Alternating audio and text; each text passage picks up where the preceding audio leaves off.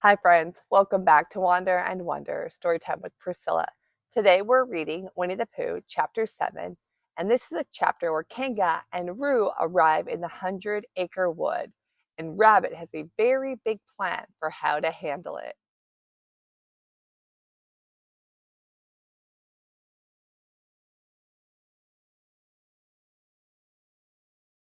Chapter 7, in which Kanga and baby Roo come to the forest and Piglet has a bath. Nobody seemed to know where they came from, but there they were in the forest, Kanga and Baby Roo. When Pooh asked Christopher Robin, how did they come here? Christopher Robin said, in the usual way, if you know what I mean, Pooh. And Pooh, who didn't, said, oh. Then he nodded his head twice and said, in the usual way, ah. Then he went to call upon his friend Piglet to see what he thought about it. And at Piglet's house he found Rabbit. So they all talked about it together. What I don't like about it is, said Rabbit, here are we, you, Pooh, and you, Piglet, and me, and suddenly, and Eeyore, said Pooh, and Eeyore, and then suddenly, and Owl, said Pooh, and Owl, and then all of a sudden, oh, and Eeyore, said Pooh, I was forgetting him.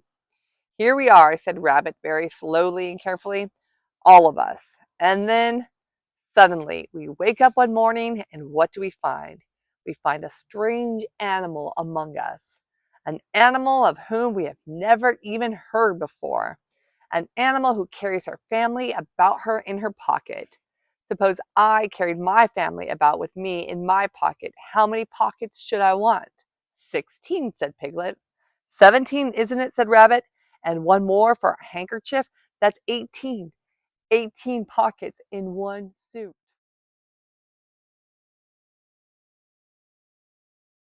I haven't time. There was a long and thoughtful silence, and then Pooh, who had been frowning very hard for some minutes, said, I make 15.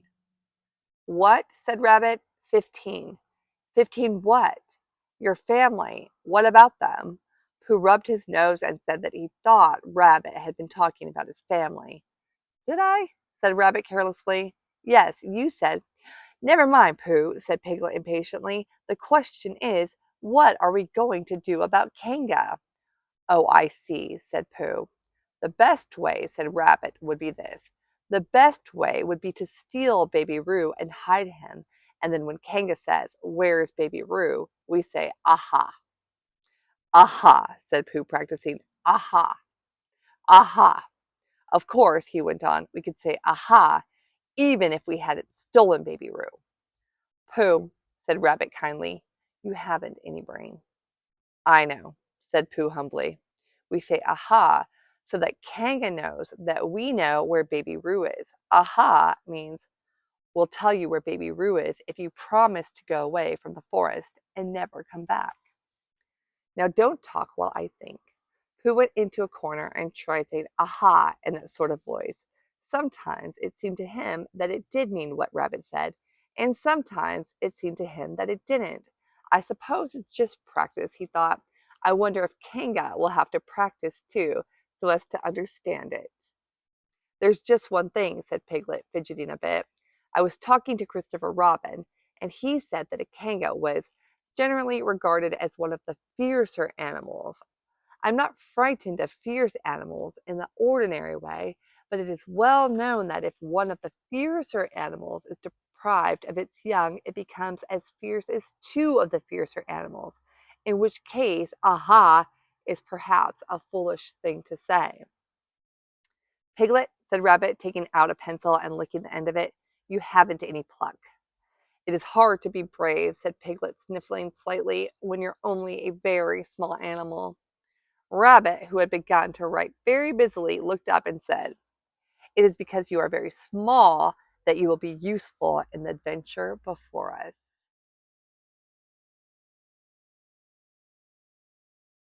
Piglet was so excited at the idea of being useful that he forgot to be frightened any more, and when Rabbit went on to say that Kangas were only fierce during the winter months, being at other times of an affectionate disposition, he could hardly sit still. He was so eager to begin being useful at once. What about me? Said Pooh sadly. I suppose I shan't be useful. "Never mind, Pooh," said Piglet comfortingly. "Another time, perhaps." "Without Pooh," said Rabbit solemnly as he sharpened his pencil, "the adventure would be impossible." "Oh," said Piglet, and tried not to look disappointed. But Pooh went into a corner of the room and said proudly to himself, "Impossible without me, that sort of bear." "Now listen, all of you," said Rabbit when he had finished writing, and Pooh and Piglet sat listening very eagerly with their mouths open. This was what Rabbit read out. "Plan to capture Baby Roo. 1. General remarks. Kanga runs faster than any of us, even me. 2. More general remarks.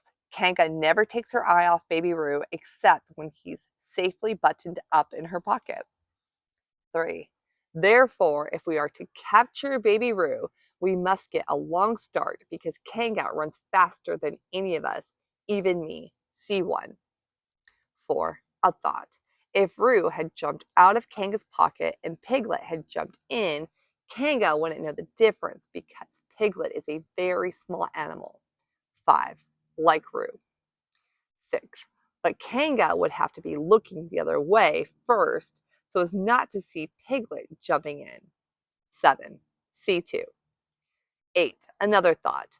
But if Pooh was talking to her very excitedly, she might look the other way for a moment. 9. And then I could run away with Roo.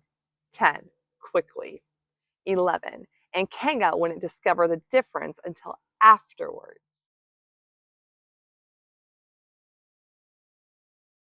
Well, Rabbit read this out proudly, and for a little while after he had read it, nobody said anything. And then Piglet, who had been opening and shutting his mouth without making any noise, managed to say very huskily, "And afterwards?" "How do you mean?" "When Kanga does discover the difference." Then we all say, "Aha!" "All three of us?" "Yes." "Oh." "Why, what's the trouble, Piglet?" "Nothing," said Piglet. "As long as we all three say it. As long as we all three say it," said Piglet. "I don't mind," he said, "but I shouldn't care to say aha by myself. It wouldn't sound nearly so well. By the way," he said, "you are quite sure about what you said about the winter months?" "The winter months?" "Yes, only being fierce in the winter months." "Oh, yes, yes, that's all right. Well, Pooh, you see what you have to do." "No," said Pooh, "not yet." He said, "What do I do?" "Well, you just have to talk very hard to Kanga so she doesn't notice anything." "Oh, what about?" "Anything you like." "You mean like telling her a little bit of poetry or something?" "That's it," said Rabbit. "Splendid. Now come along." So they all went out to look for Kanga. Kanga and Roo were spending a quiet afternoon in a sandy part of the forest. Baby Roo was practicing very small jumps in the sand and falling down mouse holes and climbing out of them. And Kanga was fidgeting about and saying, "Just one more jump, dear, and then we must go home." And to that moment, who should come stumping up the hill but Pooh? "Good afternoon, Kanga." "Good afternoon, Pooh." "Look at me jumping," squeaked Roo, and fell into another mouse hole. "Hello, Roo, my little fellow." "We were just going home," said Kanga. "Oh, good afternoon, Rabbit. Good afternoon, Piglet." Rabbit and Piglet, who had now come up from the other side of the hill, said good afternoon and hello, Roo. And Roo asked them to look at him jumping, so they stayed and looked. And Kanga looked too. "Oh, Kanga," said Pooh, after Rabbit had winked at him twice. "I don't know if you're interested in poetry at all." "Hardly at all," said Kanga. "Oh," said Pooh. "Roo dear, just one more jump and then we must go home." There was a short silence while Roo fell down another mouse hole. "Go on," said Rabbit in a loud whisper behind his paw. "Talking of poetry," said Pooh, "I made up a little piece as I was coming along. It went like this. Let me see." "Fancy," said Kanga. "Now, Roo dear." "You'll like this piece of poetry," said Rabbit. "You'll love it," said Piglet. "You must listen very carefully," said Rabbit. "So as not to miss any of it," said Piglet. "Oh, yes," said Kanga, but she still looked at Baby Roo. "How did it go, Pooh?" said Rabbit. Pooh gave a little cough and began. "Oh, wow, now things are getting a little sneaky in the 100 Acre Wood. Rabbit has a plan, and Pooh has been given a very important job. He's supposed to distract Kanga so the others can carry out their plan. Do you think their plan will be successful? Join me next time and find out. Until then, bye.